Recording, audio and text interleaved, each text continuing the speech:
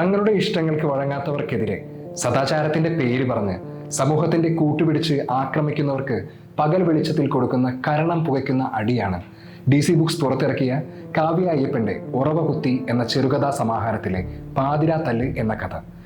ഉപജീവന മാർഗമായി തെങ്ങുകയറ്റം തിരഞ്ഞെടുക്കേണ്ടി വന്ന കണ്ണമ്മയുടെ കഥയാണ് പാതിരാത്തല്ല്. സാഹചര്യം കൊണ്ട് ചെയ്തതാണെങ്കിലും അവർ ആ ജോലി ആസ്വദിച്ച് ചെയ്യാൻ തുടങ്ങിയതിനെ കുറിച്ച് പറയുന്നത് ഇങ്ങനെയാണ്.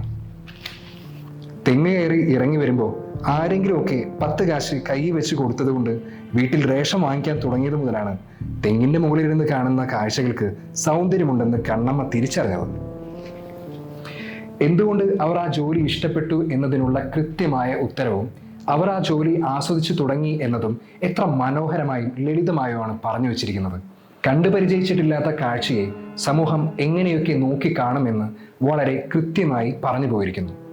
തെങ്ങ് കയറുന്ന കയറും തളപ്പും കൈത്തണ്ടയിൽ കോർത്തിട്ട് വെട്ടുകത്തി വീശി അരയിൽ ഒരു കച്ച കെട്ടി നടക്കുന്ന കണ്ണമ്മയെ കാണിച്ച് കുട്ടികൾക്ക് ഭക്ഷണം കൊടുക്കുന്ന അമ്മമാർ, മധുരമുള്ള മിഠായി നീട്ടിയാലും കൈവിരലുകൾ കൂട്ടിവെച്ച് കുഴിച്ചുണ്ടാക്കി ഓടിയകലുന്ന ചെറിയ കുട്ടികൾ, കണ്ണമ്മയെ വീരശൂര പരാക്രമിയായി കാണുന്ന മുതിർന്ന കുട്ടികൾ, അവൾ പോലും അറിയാതെ അവളെക്കുറിച്ച് നാട്ടിൽ പരക്കുന്ന സാഹസിക കഥകൾ, ചെയ്യുന്ന ജോലിയുടെ പേരിൽ മാറ്റി നിർത്തുന്ന കൂട്ടുകാരി, ജീവിക്കാനൊരു തൊഴിൽ എന്നതിനപ്പുറം ചെയ്യുന്ന തൊഴിൽ വെച്ച് മനുഷ്യരെ അളക്കുന്ന സമൂഹം.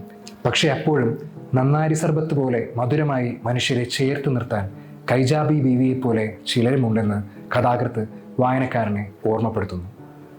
സാഹചര്യങ്ങൾക്കനുസരിച്ച് നിറം മാറാൻ കഴിയുന്ന മനുഷ്യരെ തൻ്റെ ലാഭങ്ങൾക്ക് വേണ്ടി തെറ്റിദ്ധരിപ്പിച്ച് കൂടെ നിർത്താൻ കഴിയുന്ന കുഞ്ഞച്ചൻ, കാലം എത്ര കഴിഞ്ഞാലും തൻ്റെ ഇരയെ വിടാതെ പിന്തുടർന്ന് വേട്ടയാടി പിടിക്കാൻ ഏതു മാർഗവും സ്വീകരിക്കുന്ന അണയ്ക്കുന്ന വേട്ടനായിയെ ഓർമ്മപ്പെടുത്തുന്നുണ്ട് അയാൾ. സൂക്ഷിച്ചു നോക്കിയാൽ ഇനിയും വെളിപ്പെടാത്ത അനേകം കുഞ്ഞച്ചന്മാരെ നമുക്ക് ചുറ്റും കാണാൻ കഴിയും. സ്നേഹിക്കാൻ മാത്രം അറിയുന്ന നിഷ്കളങ്കനായ പതറിയ ശബ്ദത്തിൽ സംസാരിക്കുന്ന കുഞ്ഞാലിയെ വായനക്കാർ അത്ര പെട്ടെന്ന് മറക്കാൻ സാധ്യതയില്ല.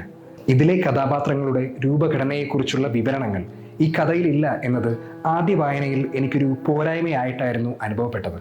എന്നാൽ രണ്ടാമത്തെ വായനയിൽ പ്രത്യേകമൊരു രൂപഘടനയിൽ ഒതുക്കി നിർത്തേണ്ടവയല്ല അവരെന്ന് എനിക്ക് തോന്നി. സമൂഹത്തിൻ്റെ അംഗീകാരത്തിന് കാത്തു നിൽക്കാതെ, അതിൽ വേവലാതിപ്പെടാതെ, സമൂഹത്തിലെ എതിർപ്പുകളെ വകവയ്ക്കാതെ സ്വന്തമായി തൊഴിലെടുത്ത് ജീവിക്കുന്ന താനൊരു പെണ്ണാണ് എന്നത് ഒരു ബാധ്യതയായി കരുതാത്ത എല്ലാ സ്ത്രീകളും കണ്ണമ്മമാരാണ്. സമൂഹം മാറ്റി നിർത്തിയിട്ടും എല്ലാവരെയും നിഷ്കളങ്കമായി സ്നേഹിക്കാൻ കഴിയുന്നവരെല്ലാം കുഞ്ഞാലിമാരാണ്.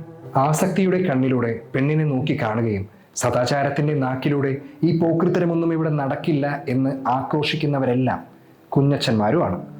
വ്യത്യസ്ത രൂപങ്ങളിലുള്ള ഇത്തരം മനുഷ്യരെ എങ്ങനെയാണ് ഒരു രൂപഘടനയിൽ ഒതുക്കി നിർത്താൻ കഴിയുക? യാഥാർത്ഥ്യത്തോട് ചേർന്ന് നിൽക്കുന്ന കഥ പറച്ചിലാണ് ഈ കഥയുടെ ആത്മാവ്. ഒരൊറ്റ രാത്രി കൊണ്ട് ഇതിൽ ആർക്കും പരിണാമങ്ങൾ സംഭവിക്കുന്നില്ല. അതിന് ആവശ്യമായ സമയവും അനുഭവങ്ങളും കൃത്യമായി കഥയിൽ പറഞ്ഞു പോകുന്നുണ്ട്. തീരുമാനിച്ചുറച്ചും ആസൂത്രണം ചെയ്തും ഭയന്നും തോറ്റും നിരന്തരം പരിശ്രമിച്ചും കാത്തിരുന്നുമാണ് കണ്ണമ്മ തൻ്റെ ലക്ഷ്യം നിറവേറ്റുന്നത്. ഈ പ്രക്രിയ കൃത്യമായി കഥയിൽ 3 രാത്രികൾ എന്ന രീതിയിൽ അവതരിപ്പിച്ചിട്ടുണ്ട്. കഥയുടെ അവസാനത്തിൽ പാലക്കുഴയിൽ ഒരുമിച്ച് നീന്തുന്ന കണ്ണമ്മയെയും കുഞ്ഞാലിയെയും കുറിച്ച് കഥയിൽ ഇങ്ങനെ പറയുന്നു.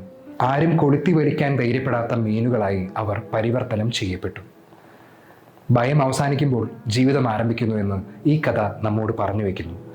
യാഥാർത്ഥ്യത്തോട് ചേർന്ന് നിൽക്കുന്ന ലളിതമായ ഭാഷയിൽ പറഞ്ഞിരിക്കുന്ന മികച്ചൊരു കഥയാണ് പാതിരാത്തല്ല്.